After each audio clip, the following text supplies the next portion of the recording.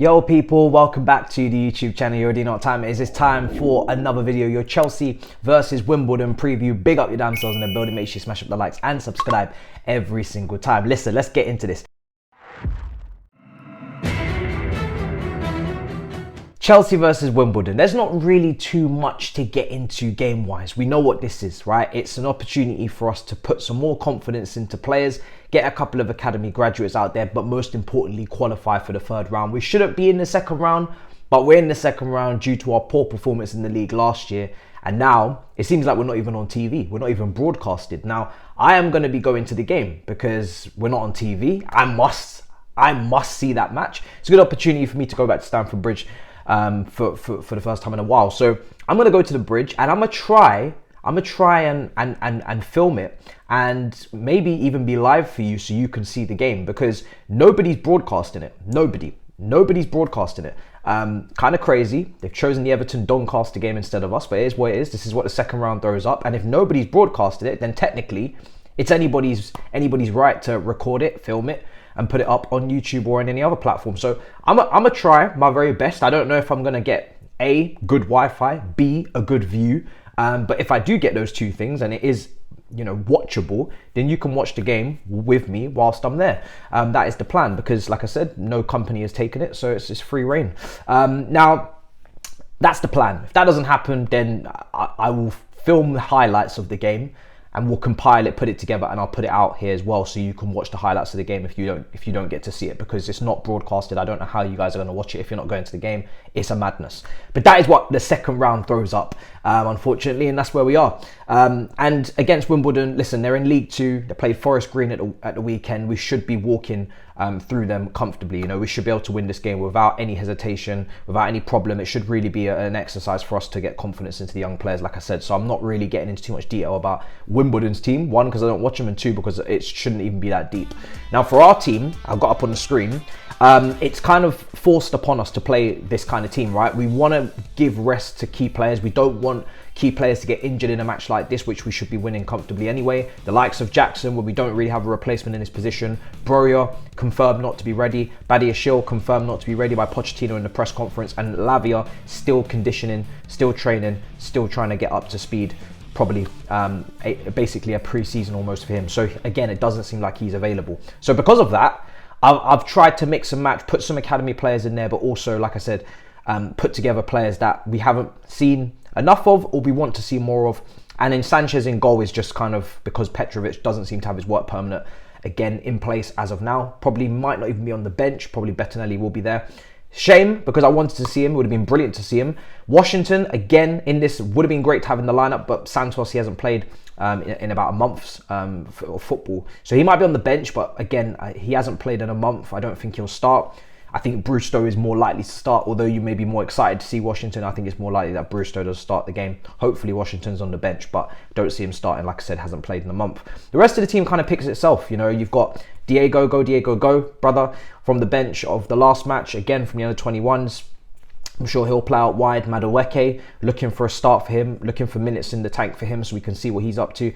I would probably not really mind what flank either of them play on. I've suggested and kind of hinted at Madueke play on the left before, because I don't think, you know, his shooting, cutting inside is necessarily refined yet. So it's not like as if he's given us goals cutting inside.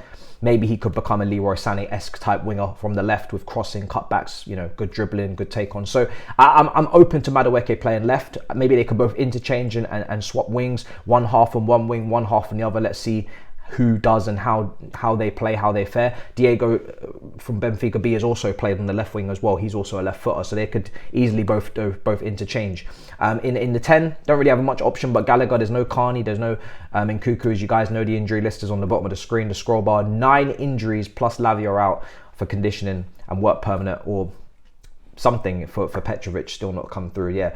So Gallagher in the 10, and then Leslie, Okachoku, and unfortunately, Caicedo, because I would have preferred to play Lavia and give him his first start, but again, not seemingly fit. So Leslie will get a start in there. It could have been more adventurous in terms of more unpredictable with young players if they were available, but they're not. So what can we do? It's pretty easy to see. Humphreys as well next to Decisi, and then of course You've got Gusto, and you've got Ian Maatsen critically at left back for the first time. If we are going to be letting Cucurella go out on loan, which it looks like we are, we haven't agreed that with Manchester United yet as I record, but Fabrizio was saying and tweeting that they're trying to get it done in the next few hours. Maybe by the time I've recorded this and this goes out, it will be done.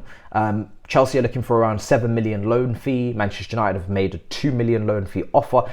Cucurella probably will be very much tempted at A, more minutes, B, Champions League football, and if he is third choice left back, which it looks like he is because Pochettino's reportedly very impressed with Ian Maatsen, who we know is at heart and true to be a left back, although he's played other positions, then that pushes him so far down the pecking order there's just no need for him to stay. And on top of that, Levi Colwill left sided centre back. If you were to move to a 3, you've still got Badiashile as well, and Humphreys, who's shown he's capable of both feet. We just don't need Cucurella, especially with the wages he's on. So I'm more than happy for him to go. I do think at Manchester United he might actually do better than people think. I think his stocks are ridiculously low.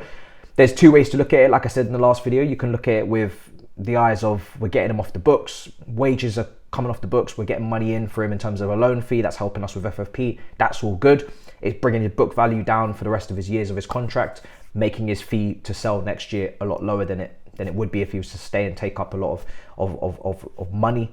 But then also you can look at it as he's going to Manchester United, a direct rival for top 4, and if he does do well, which if you want him sold, you kind of need him to do well because he needs to have a good loan to then, gain interest next summer. Like I said, it's awkward because if he does do well at Man United, that's not good because we don't want him to do well because it's at Man United. But we need him to do well if we want to sell him. So it's weird. It's a strange one. That's why I don't really like loaning to direct rivals, like I've said before. But it is what it is. What can you do? So that looks like that's going through. Lukaku, I missed the dopamine. I missed the dopamine of Lukaku. Here we go on loan to Roma. Maybe I've overdone it. He's not really sold. He's coming back next summer. He is out the door. His wages have been decreased for the remainder of his contract. I think 2 years left of his contract after this loan spell. They have managed to get his wages down to something maybe more respectable considering the lack of contribution, which is a really good bit of business from Chelsea to say, listen, we are going to loan you, but you're going to have to agree to a lower base wage for the remainder of your contract on top of Roma paying the wages, on top of, all of that. So that's great. Listen, he's out the door. My biggest fear as a Chelsea fan going into this summer was that Lukaku would stay because either he couldn't be moved or Pochettino would think that he can resurrect him and revive him. Neither have happened. He doesn't want to be here. He's going, he's gone. And that, for me, is a blessing in disguise. I think the window so far is doing very well for us because our clear out is ridiculously impressive. Like, we've got rid of so many players that we wanted to get rid of. Players that don't want to be here, players that shouldn't be here, players that are not good enough to be here, players that don't want. So many players have been removed and just put to the side, and the squad is now cleansed. It's clear. It's everybody, as Pochettino says, quote in the press conference, everybody that's in the team is part of the plan, and that's the key. There's nobody here that's not part of the plan. Now, let's not go and undo all of our hard work with some of the B-rated, C-rated targets I've been seeing in transfers with links for players that need reviving, need resurrecting, like Sancho, like Smith Rowe. Even the Rafinha link. The Rafinha link is strange to me because he's an out-and-out right winger. Sterling has been playing very, very well on the out-and-out right wing spot. Now, Sterling has already said, that he doesn't really want to be moved around multiple positions like he was last season. He was sometimes playing as a winger, receiving with his back to play. Sometimes he's playing up front. Sometimes he's playing left. He's playing right, wing back. He's played so many different positions, and he just says, I want to just be stable, stationary, one position, focus on my chemistries and my link-ups, and just play and enjoy. And he's proven to be fantastic at right wing. So that's my one reservation. If you've got Sterling balling out at right wing, scoring, assisting, then don't move him. Do not move him even to the left. Just leave him alone. He's literally doing everything we want him to do last couple of games. Don't touch. Gusto, that relationship's building, don't touch. Then you've got Madueke, who's a second choice. So you've got enough options there, right? Now we move to the left-hand side. You've got Mudryk. Rafinha can't play left wing. He's not a good left winger. He's a right winger. So again, that's the first thing. He's not really a 10. So again, he's a touchline winger. So you're not really making any sense moving him into any of those positions. So I don't get it personally. And then on the left wing, yes, you could say we don't have an out-and-out another left winger, but you do have Ian Maatsen who could play there. You do have Nkuku who drifted over there. You have Carney who's drifted over there when they're fit. So it is sneaky depth. And like I said, we are meant to be, to Pochettino's words, looking for someone who can play across the front line. So if we're looking for someone who can play across the front line and someone that doesn't impede the players when fit and can still work with the team when players are fit, that doesn't scream Rafinha to me, because he's only able to play one position only, and that is right wing to a good level. So for me personally, I did like the player. I said it when he was at Leeds and we were looking at him and Arsenal were looking at him. I said, listen, this would be a good addition. It would have been him, Jesus. It would be a hard working but still technical, forward line. And he's a good winger, I think. But for me, that ship has sailed and it no longer makes sense. And Angelo, I hope he gets minutes at Strasbourg. He's not really been starting as of yet. I'm looking to the Levi Colwill Brighton loan as an example of last year, where the player didn't start from the beginning and had to work his way into the team. Strasbourg are doing very well. I think they're winning their games at the moment. In the early part of the season, they're in a good position in the table, I think 5th or 6th. So it will take hopefully some time, but hopefully he does eventually get into that team. Otherwise it's going to be going down as a pretty pointless loan. But again, another example of a left-footed player that plays on the right wing, that can cut inside, that we have accumulated, acquired, and potentially is there for the future.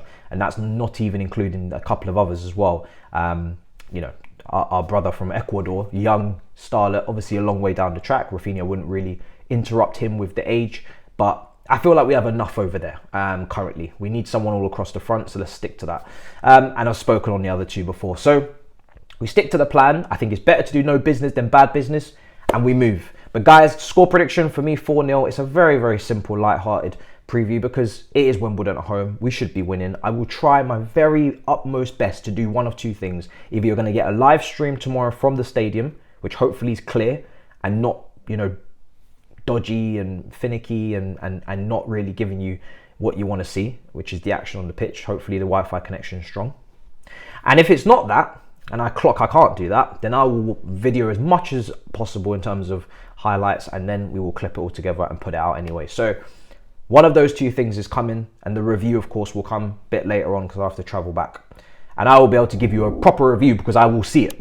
I hope there is a way that others will be able to see it, but if they can't, for the YouTubers, just watch mine and then just say what I said.